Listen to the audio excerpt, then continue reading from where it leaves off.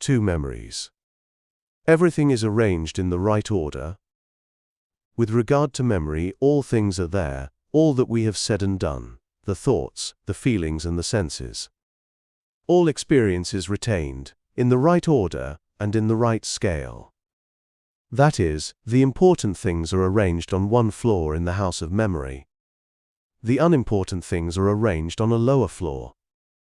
We also, however, have our own fragmented arrangement of memory, which means that we have incorrect recollection, although there is a real memory already archived in us, where data is arranged in the right order.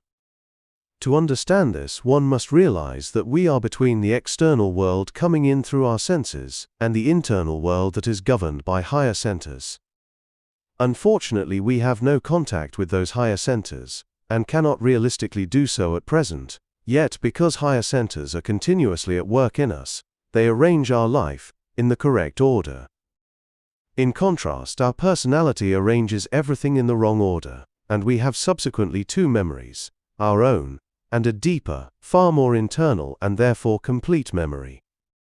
When we observe ourselves, then begin to doubt the way of remembering our lives, when we begin to gravitate in a more internal direction, we inevitably come up against an entirely different narrative, and then realize that our way of remembering is entirely wrong. We think of ourselves in a certain way, however, behind that personal thinking, there is another process owing to the function of higher centers, which are all the while rearranging the incidents of our lives, in another order, and on another scale. So there are two memories in action, one that we have access to in an ordinary sense, and another that we have no access to at present. For the sake of commentary, let's call these two memories external and internal. In our external memory, everything is arranged as we think things should be from mechanical personality, from our buffers, prejudices, attitudes, opinions and self-love, self-interests, identifications or worries. This is an external memory. However, we have dual processors and internal memory, in which everything is arranged quite differently. All of our personal life experience is recorded in this internal memory, quite differently, and in the correct order. When real conscience begins to awaken, then we begin to feel this interior memory, in which everything is rightly arranged for us, so that we see things in quite a different light. That happens when imaginary I begins to fade, when false personality becomes weakened, and we no longer have the same feeling of ourselves. In our interior memory, everything is recorded, but on the right scale and in the right order. With external memory, everything is recorded on the wrong scale and in the incorrect order, according to our false personality and from small grievances, ego sense and internal considering. Recall the work parable which compares us with a driver, a horse and a carriage, and remember that the driver is asleep in a public house, which means of course that they are filled with imagination about themselves, and filled with ideas of boasting and self-aggrandizement. Outside that public house stands the horse and carriage in very bad condition. The driver must first awaken and leave the public house, then stop squandering resources there. From one angle, the driver, who is drunk in the public house, is someone with an entirely wrong memory of themselves. When they wake up, they cease to boast and no longer feel that they are anybody at all, sensing instead that they have some other task. Notice how we boast, how we justify, how we swell up with pride and self-praise, how we maintain those ordinary feelings of ourselves, our merit, our individual excellence, our superiority, our thank goodness, and how with all these self-intoxicated feelings one cannot really touch the work, nor understand what it is all about. We hear often that personality must be rendered passive, without seeing where this acquired artificial thing that has its own imperfect memory is malfunctioning. When an individual is under the thumb of their personality and feels passionate about their own virtues, they are comparable with the driver sitting in a public house intoxicated with their own imagination of self-worth. This stupor renders a certain kind of narrative, and that memory will be deranged, not an arranged memory. At the same time, there is always more internally a memory of everything that is being recorded for us, that is arranged in the correct manner. We invent and spin everything. Our imagination works in the sphere of memory, arranging things in its own way.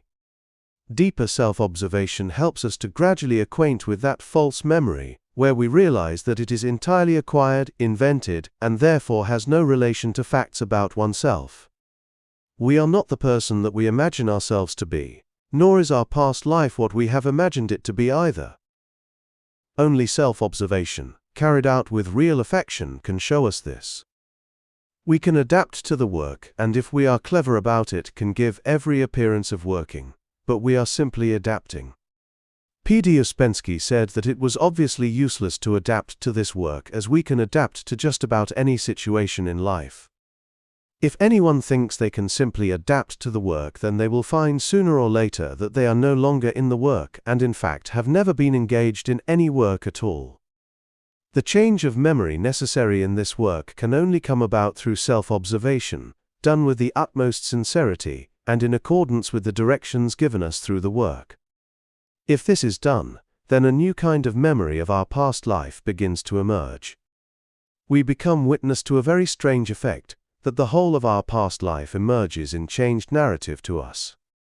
The reason being that every bit or byte of memory begins to be ordered in the right way. We start to know for certain that there is another interpretation of our past, and that it has always been there, only we have not been conscious of it. This means that there is another memory that has been acting upon us without our knowing it, one which has never tried to speak in any form of violence. We realize with a sense of dismay that things were not so, that they never happened quite like that it's all not true, which is not entirely a painful experience. All enlargement of consciousness is a kind of agony, but has its own sense of release from prison and its own feeling of liberation. Our ordinary memories, based on how we have always taken things, how we have thought that certain recollections were right and certain things wrong, constitute one of our greatest impediments. We are shackled within our own personal narrative. So what does transformation mean?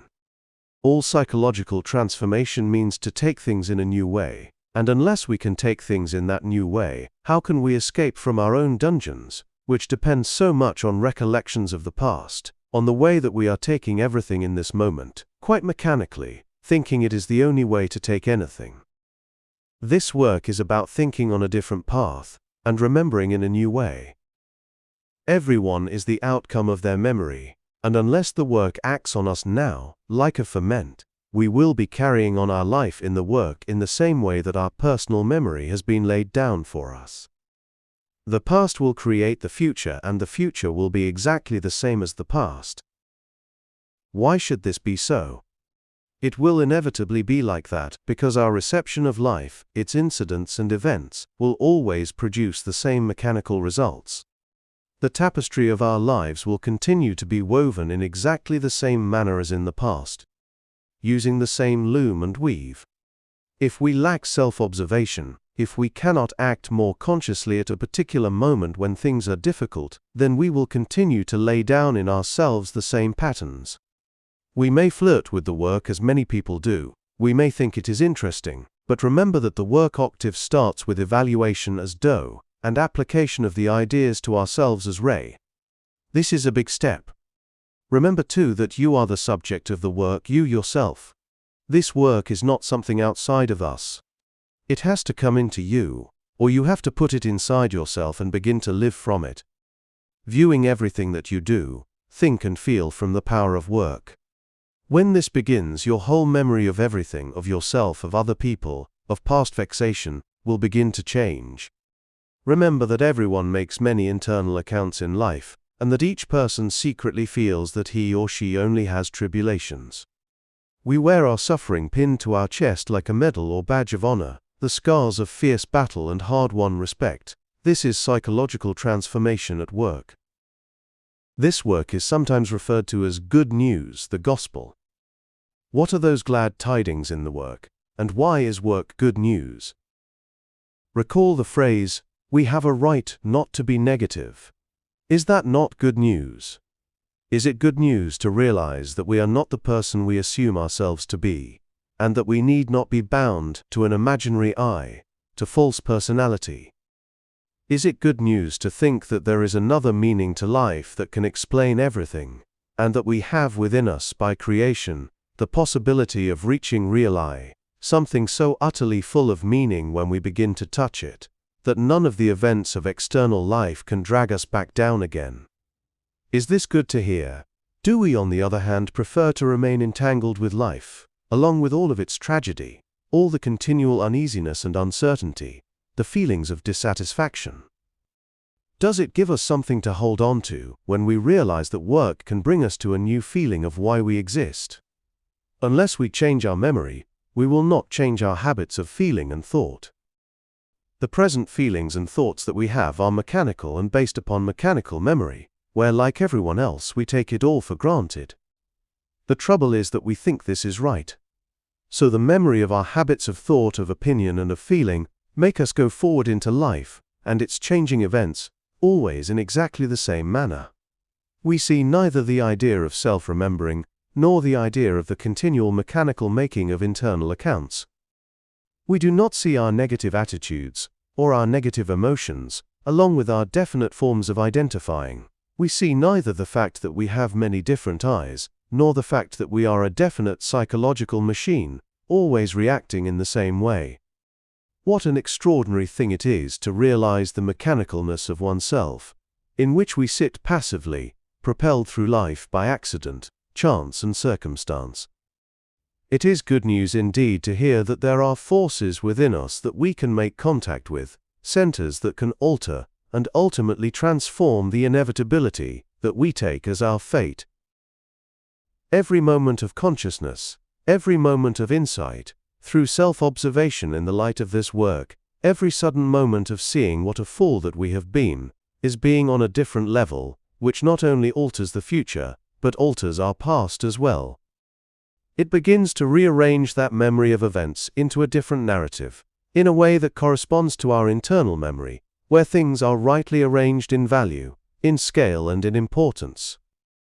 Consider how we act on such very small truths that are nothing more than opinions as a rule, how little attention we pay to truths that this work reveals, which are of a quite different order. We always have among us the problem of that person who feels that he or she has done their duty, and performed it nobly at that.